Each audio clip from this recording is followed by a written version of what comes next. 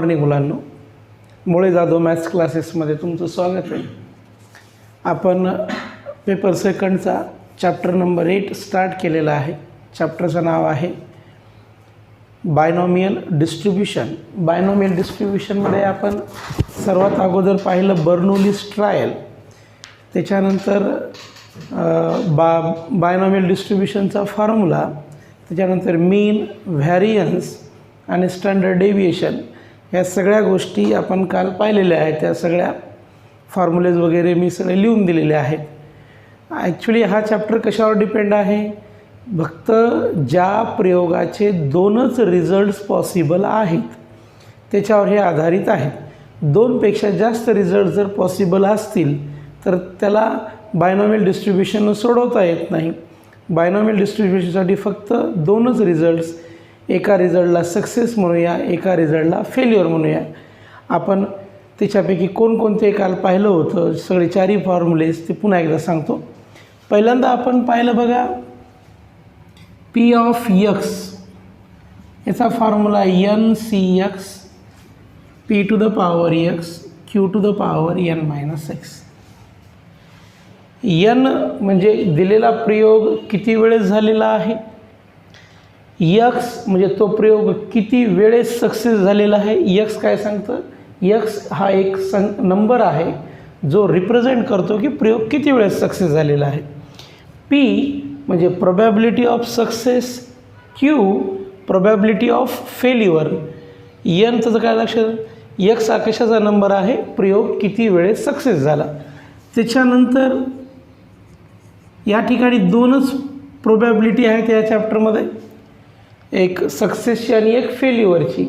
आणि आपल्या चॅप्टरचं नाव आहे बायनॉमियल प्रोबॅबिलिटी डिस्ट्रीब्युशन. डिस्ट्रीब्युशन जर म्हणलं तर या सर्वांची बेरीज म्हणजे P plus Q is equal to किती? 1 दोघांची.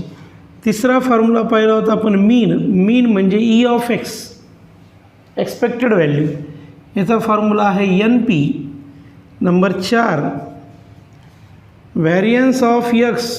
व्हॅरियन्स ऑफ एक्सचा फॉर्म्युला एन पी क्यू. आणि number 5 standard deviation of X square root of N P Q. इतके फॉर्म्युले आपण पाहिलेले आहेत मुलांनो. आता या फॉर्म्युल्याच्या आधारे आपण एक्झरसाईज सुरू करणार आहोत. याच्यामध्ये केवळ एकच एक्झरसाईज आहे, त्याच्यामुळे हा चॅप्टर लवकरच संपेल. ठीक आहे, तर हे फॉर्म्युले नोट करून घ्या. हां, तर मुलांनो पहिला प्रॉब्लेम बघा. पहिल्या प्रॉब्लेमचं आपण सोल्युशन लिहूया. काय सांगितलेलं आहे? X follows binomial distribution. हे एक्स या सिम्बॉलचा अर्थ होतो फॉलोज बायनॉमियल डिस्ट्रीब्युशन 10,0.4. आता हे जे आहे 10, आपल्याला फॉर्म्युला असा माहिती आहे, X follows the binomial distribution N comma P. आपण जे स्टँडर्ड रिझल्ट लिहितो म्हणजे याच्यावरून एनची व्हॅल्यू किती आली मुलांनो? 10. पीची व्हॅल्यू 0.4. एन आणि पी कळालेला आहे. मला ई ऑफ एक्स काढायचं आहे, expected value of x. E of x, E of एक्सचा फॉर्म्युला आहे एन पी. एन म्हणजे 10, पी म्हणजे 0.4 आणि कॅल्क्युलेशन केलं मुलांना तर हे येईल 4. म्हणजे एक्सपेक्टेड व्हॅल्यू किती आलेला आहे? 4. त्याच्यानंतर आपल्याला विचारलेलं आहे variance of X. Variance of एक्समध्ये क्यूची किंमत काढायची आहे आपल्याला. तर आपल्याला फॉर्म्युला माहीत आहे. नाव P plus Q is equal to 1 म्हणजे सक्सेसची प्रोबॅबिलिटी प्लस फेल्युअरची प्रोबॅबिलिटी इज इक्वल टू 1. तर पीची व्हॅल्यू आपल्याकडे किती आहे मुलांनो? 0.4 plus Q is equal to 1. Therefore Q is equal to किती येईल? 0.6. ही व्हॅल्यू काढली आपण क्यूची 0.6. आता मुलांनो मला दुसरं काय काढायचं आहे? Variance of X. Variance of X, variance of एक्सचा formula N P Q. Variance of X काय आहे? N P Q. आता ह्याच्यामध्ये सर्व व्हॅल्यू ठेवून देऊया आपण. एन म्हणजे किती आहे मुलांनो 10, पी म्हणजे 0.4, क्यू म्हणजे आताच कॅल्क्युलेट केलेलं आहे आपण 0.6. जर आता ह्याला सोडवलं तर हे मल्टिप्लिकेशन येईल 4, 0.6 दॅट इज इक्वल टू 2.4. तर हे झालेलं आहे आपलं व्हॅरियन्स ऑफ एक्स आणि या ठिकाणी आपण ई ऑफ एक्स. मग सर्वात शेवटी जे दोन विचारले ते असं लिहून टाकूया, E of X is equal to 4 and variance of X is equal to 2.4. तर दोन्ही हा प्रॉब्लेम मुलांना नोट करून घ्या. ठीक आहे, घ्या नोट. तर सेकंड प्रॉब्लेममध्ये बघा मुलांना, आपल्याला एक्सपेक्टेड व्हॅल्यू दिलेली आहे 6, व्हॅरियन्स ऑफ एक्स दिलेलं आहे 4.2 आणि कॅल्क्युलेट करायचं आहे एन आणि पी. तर मुलांना E of X is equal to 6 this is given. Formula आपल्याला माहीत आहे ई ऑफ एक्सचा काय आहे, N P. This is the formula. म्हणजे हे ई ऑफ एक्स सेम आहे, म्हणजे N P is equal to 6 equation number 1. जसं ह्याला आपण प्राप्त केलेलं ई ऑफ एक्स तसं व्हॅरियन्स ऑफ एक्सचं लिहूत. व्हॅरियन्स ऑफ एक्स दिलेलं आहे 4.2 दिस इज गिव्हन. त्याच्यानंतर आपल्याला व्हॅरियन्स ऑफ एक्सचा फॉर्म्युला माहिती आहे मुलांनो, N P Q formula. Variance of X variance of same आहे, म्हणजे ह्या दोन्ही व्हॅल्यू सेम येतील, म्हणजे N P Q is equal to 4.2 equation number 2. आता या ठिकाणी इक्वेशन 1ची व्हॅल्यू इक्वेशन 2मध्ये ठेवूया. एन पीची व्हॅल्यू 6 आहे, मग ह्या एन पीच्या ठिकाणी आपण किती ठेवू शकतो मुलांनो 6. तर काय कॅल्क्युलेशन येईल ते 6Q N P is equal to 6. ह्या एन पीच्या ठिकाणी 6 ठेवलं, 6Q इज इक्वल टू 4.2. कशापासून लिहिलं आहे मुलांनो हे, from 1 and 2. Q is equal to 4.2 divided by 6 आणि हे जर कॅल्क्युलेट केलं आपण तर हे येईल 0.7. तर आपल्याला Qची व्हॅल्यू भेटली मुलांनो 0.7. आता ॲक्च्युली मला व्हॅल्यू काढायची आहे पीची, परंतु आणखीन एक फॉर्म्युला मला माहीत आहे, P plus Q is equal to 1. P म्हणजे प्रोबॅबिलिटी ऑफ सक्सेस, क्यू म्हणजे प्रोबॅबिलिटी ऑफ फेल्युअर. दोघांची ॲडिशन किती येईल मुलांनो 1. This is the formula.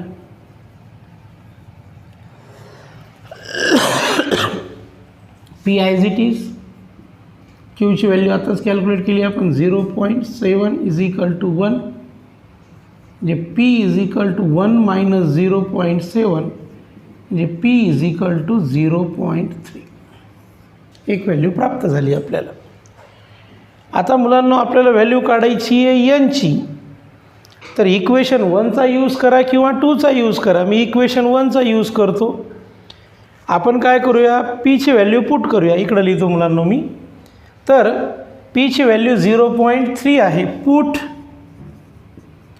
P is equal to 0.3 in equation 1. Equation 1मध्ये पीची व्हॅल्यू पुट करूया. N as it is. पीची value 0.3 is equal to 6. N is equal to 6 upon 0.3. This can be written as 60 upon 3 म्हणजे N is equal to 20. मुलांना एनची value किती आली बघा 20. म्हणजे आपल्याला काय काय विचारलं होतं, एन आणि पी. प्रॉब्लेम खूप इझी आहे. देअरफॉर सर्वात शेवटी लिहूया N is equal to 20 and P is equal to 0.3. Note करा मुलांना याला. ठीक आहे. तिसरा problem, probability mass function of random variable X. P of capital X is equal to small X 4cx 5/9 to the power x 4/9 to the power 4 minus x. आणि एक्सच्या values काय काय घेण्यासाठी सांगितले 0 1 2 3 4. आपल्याला ई ऑफ एक्स आणि variance of X काढायचे. अगोदर मुलांनो जे आपल्याला दिले ते लिहून टाकूया. P of capital X is small X 4cx 5/9 to the power x 4/9 to the power 4 minus x. This is the given. आता मी तुम्हाला एकदम पहिला फॉर्म्युला शिकवला होता पी ऑफ एक्सचा. P of capital X is equal to small X. मुलांना ह्याला कधी कधी पी ऑफ स्मॉल एक्स लिहिलं तरी चालतं आणि P of capital X is equal to small X लिहिलं तरी चालतं. काय फॉर्म्युला पाहिला होता आपण? NCX p to the power x q to the power n-6. हा आपण फॉर्म्युला पाहिला. आता दोघांची आपण कंपॅरिझन करूया. चला ह्याची आणि ह्याची कंपॅरिझन करूया. x सेम आहे, c सेम आहे, तर यांची व्हॅल्यू किती येईल मुलांना? 4. n is equal to 4. पीचा पॉवर x आहे, इथं 5/9चा पॉवर x आहे, म्हणजे पीची व्हॅल्यू किती येईल? 5/9. आणि इथं जर कंपॅरिझन केलं तर क्यूची व्हॅल्यू किती येत आहे मुलांना? 4/9. आता तर खूप सिंपल काम आहे. ई ऑफ एक्स आणि व्हॅरियन्स ऑफ एक्स काढणं. ई ऑफ एक्सचा फॉर्म्युला आहे NP. n किती काढले मुलांना? 4. p किती आहे? 5/9. That is 20/9. व्हॅरियन्स ऑफ, आता व्हॅरियन्स ऑफ एक्स काढूया. NPQ. n आहे 4, p किती आहे? 5/9 आणि q आहे 4/9. हे कॅल्क्युलेशन केल्यास 81 येईल. 4 5 20 आणि 20 चौक 80 छेद 81. तर सेकंड प्रॉब्लेम अत्यंत सोपा आहे, नोट करा. ठीक आहे, तर कळाला असेल तुम्हाला हा प्रॉब्लेम. केला आहे स्टॉप. तर बघा मुलांनो, एक्झरसाइज 8.2 मधला अगोदर आपण जे क्वेश्चन्स घेतलेले त्याच्या रिलेटेड क्वेश्चन घेऊया. X follows binomial distribution n, p आणि 3 प्रॉब्लेम्स आहेत. तर पहिल्या प्रॉब्लेममध्ये त्यांना आपल्याला पीची व्हॅल्यू दिलेली आहे 0.6 आणि ई ऑफ एक्स दिलेलं आहे 6. आपल्याला काढायचं n आणि व्हॅरियन्स ऑफ एक्स. तर आपल्याला जे दिलेलं आहे ते लिहूया अगोदर. p इज इक्वल टू 0.6 आणि काय दिलेलं आहे? E of X is equal to 6. This is given. आता ई ऑफ एक्सचा फॉर्म्युला आपल्याला माहीत आहे NP. This is the formula. दोघांची जर कंपॅरिझन केली, हे ई ऑफ एक्स आहे, म्हणजे NP इज इक्वल टू किती आले मुलांनो? 6. दोन्हीचं कंपॅरिझन केल्यानंतर आता पीची व्हॅल्यू मला माहिती आहे 0.6 आहे. तर पीची व्हॅल्यू ठेवूया 0.6 इज इक्वल टू 6. तर n इज इक्वल टू 6/0.6. याला तुम्ही अशा पद्धतीने लिहू शकता मुलांनो, 60/6 दॅट इज इक्वल टू 10. तर यांची व्हॅल्यू 10 आलेली आहे. आता मला काढायची आहे त्याच्यानंतर व्हॅरियन्स ऑफ एक्स काढायचे. तर व्हॅरियन्स ऑफ एक्स काढण्यासाठी कशाची गरज आहे? आपल्याला व्हॅरियन्स ऑफ एक्स काढण्यासाठी क्यूची गरज आहे. तर मला माहीत आहे P plus Q is equal to किती आहे? 1. हा formula P plus Q is equal to 1. तर आता या ठिकाणी पीची व्हॅल्यू आपल्याला त्यांनी दिलेली आहे 0.6. Q as it is equal to 1. तर क्यू इज इक्वल टू किती येईल मुलांनो? 0.4. This is the value of Q. तर आता पुढे व्हॅरियन्स ऑफ एक्स काढायचे. तर व्हॅरियन्स ऑफ एक्सचा फॉर्म्युला आहे NPQ.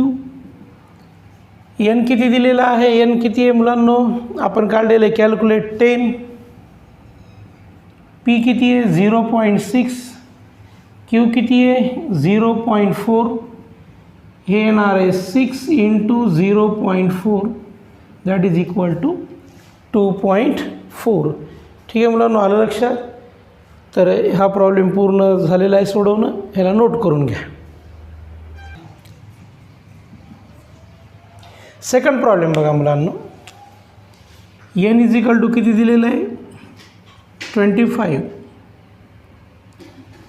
e ऑफ x दिलेला आहे 10. This is the given.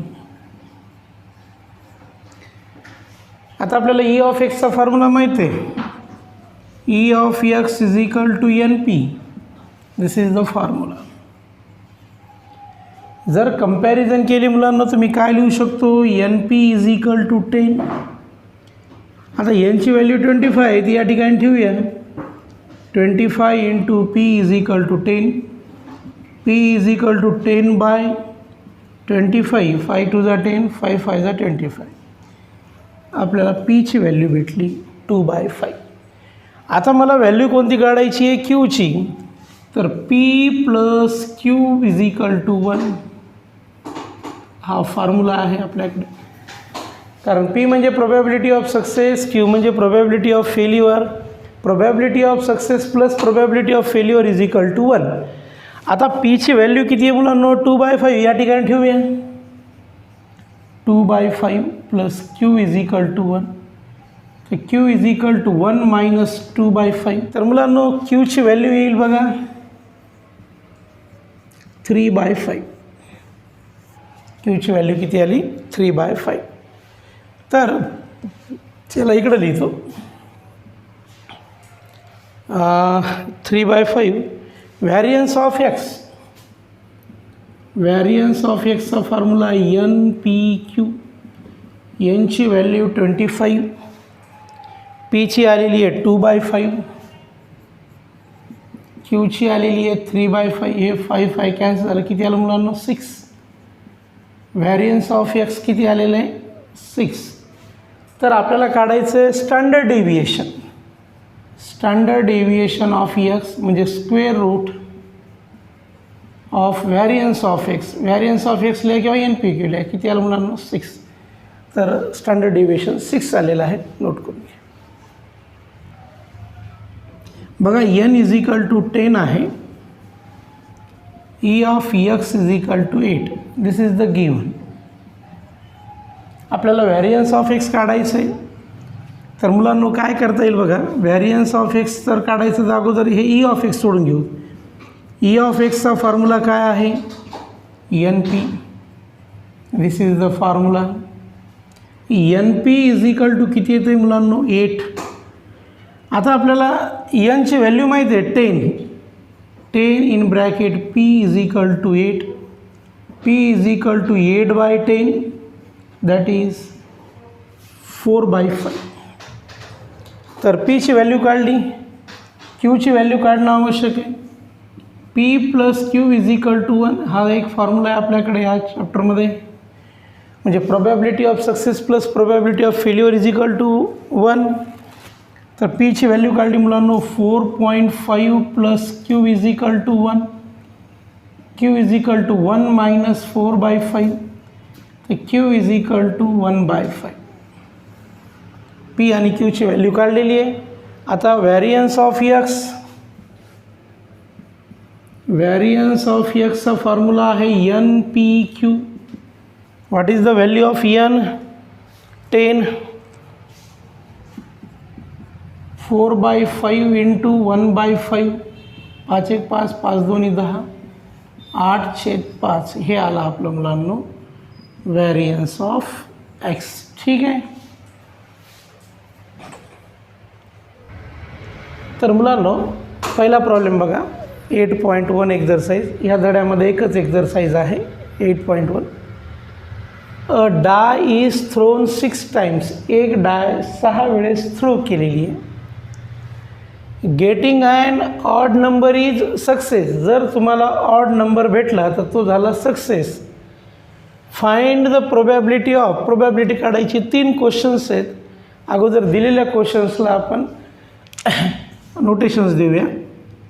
डाय किती टाइम्स थ्रो केलेली आहे मुलांनो 6 टाइम्स. 6 टाइम्स थ्रो केलेली म्हणजे हा प्रयोग 6 वेळ झाला, म्हणजे ट्रायल 6 झाली, म्हणजे n is equal to 6.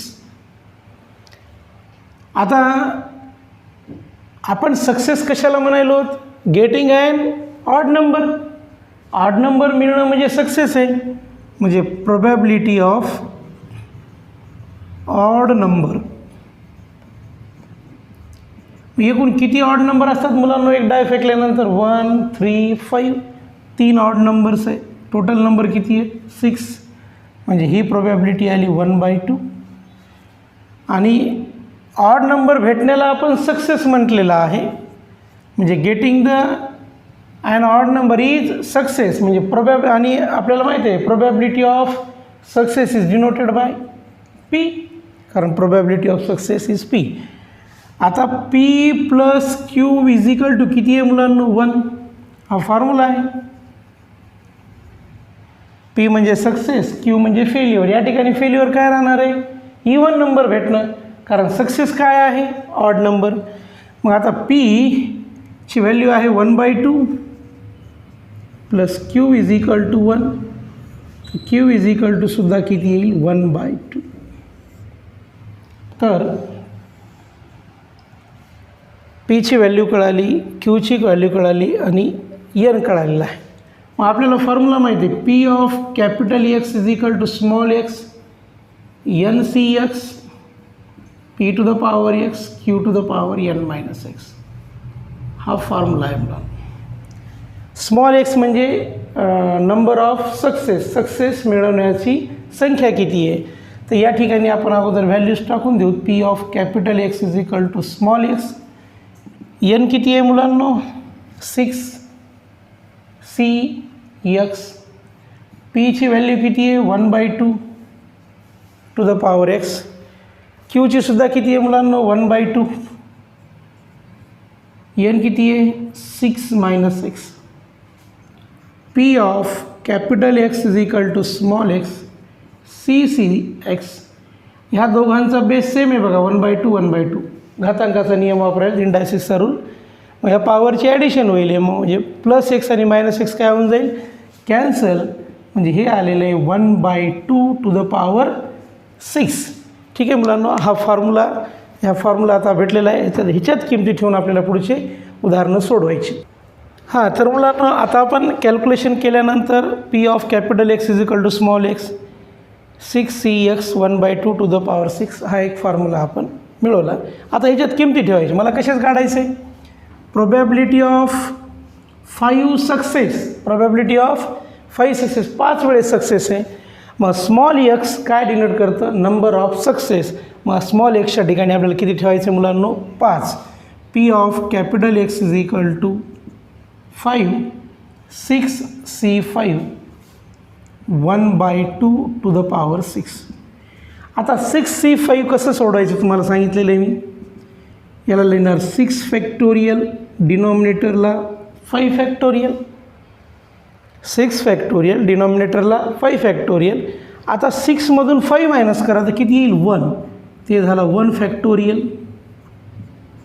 1 factorial into 1/2 to the power 6. 2 to the power 6 किती येणार आहे मुलांनो? 64. कारण 2चा पॉवर जर 6 केला तर 64 येईल. आता ह्याला कसं करणार बघा. 6 फॅक्टोरियलला कसं लिहिणार? 6 into 5 into 4 into 3 into 2 into 1. 6 factorial. 5 factorial किती येईल? 5 into 4 into 3 into 2 into 1. 1 factorial म्हणजे 1/64. आता हे आणि हे इतकं कॅन्सल होऊन जाईल.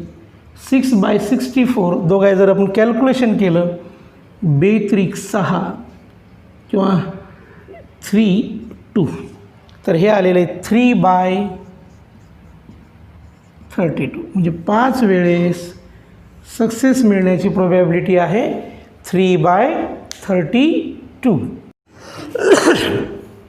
तर हा फॉर्म्युला आपण डिराईव्ह केला. पहिल्या प्रश्नाचं उत्तर काढलं.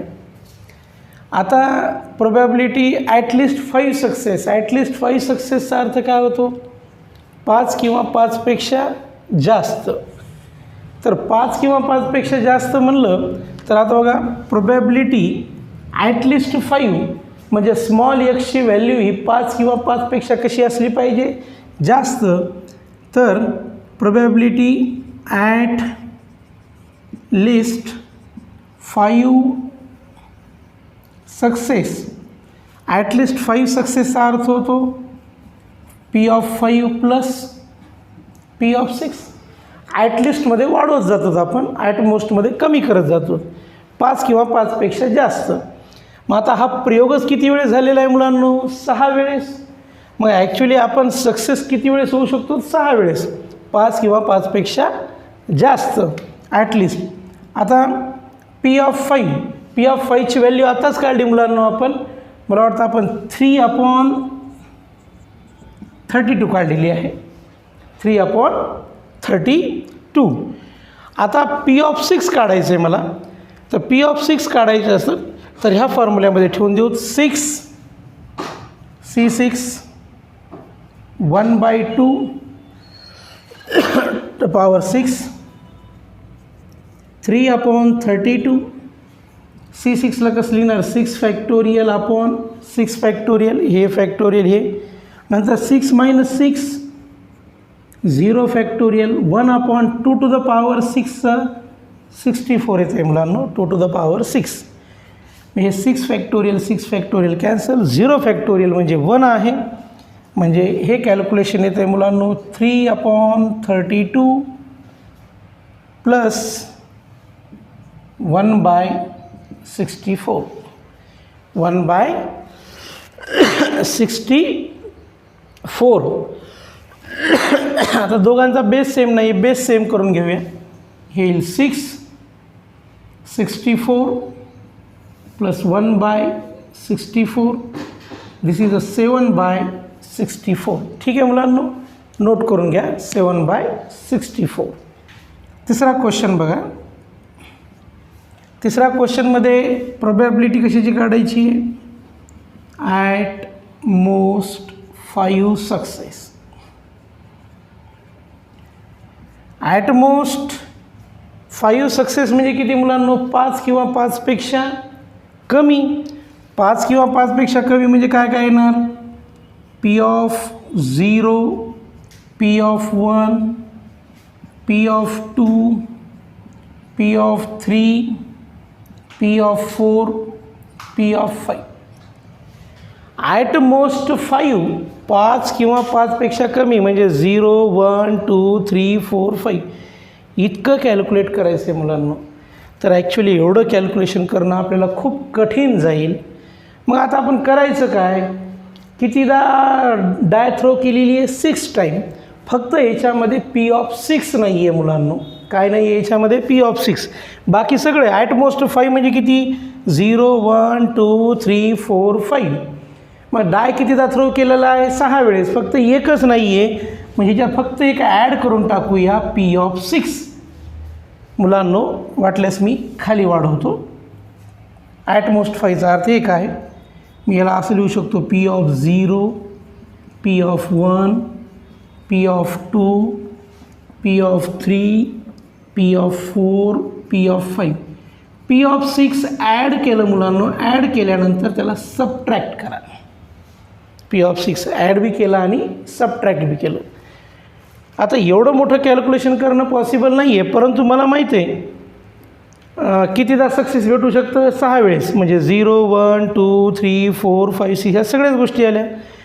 मग आता P ऑफ 6पर्यंतची ॲडिशन 1 येत असते, लक्षात ठेवायचं. 0 probability of 0, 1, 2, 3, 4, 5, 6 always come the 1 because कारण 6 वेळेसच डाय फेकलेली आहे. मग 6 वेळेसच्या प्रोबॅबिलिटीची जर बेरीज केली तर ती 1 येत असते. 1 मायनस P ऑफ 6 ह्या सर्वांची ॲडिशन मुलांनो मी 1 लिहू शकतो. जर सर्वांच्या प्रोबॅबिलिटीची बेरीज केली तर 1 येते. 1 मायनस P ऑफ 6. आता P ऑफ 6 काढणं आपल्यासाठी खूप सोपं आहे. इकडं लिहितो मुलांनो मी 1 मायनस एक्सच्या ठिकाणी मला 6 ठेवायचं आहे, म्हणजे हा फॉर्म्युला आहे 6C6 1/2 to the power 6, 1 minus 6 factorial, 6 factorial, 6 minus 6, 0 factorial, 1/2 to the power 6 येतं आहे मुलांनो 64. तर हे 6 factorial cancel 1/64 that is equal to 63/64 म्हणजे ॲट मोस्ट 5 सक्सेसची प्रोबॅबिलिटी आहे 63/64. तर मुलांनो आज आपण 8.2 मधलं पहिलं उदाहरण आणि E of X variance of एक्सचे उदाहरणं पाहिलेत. आता नेक्स्ट व्हिडिओमध्ये राहिलेली उदाहरणं पाहूया. Thank you very much.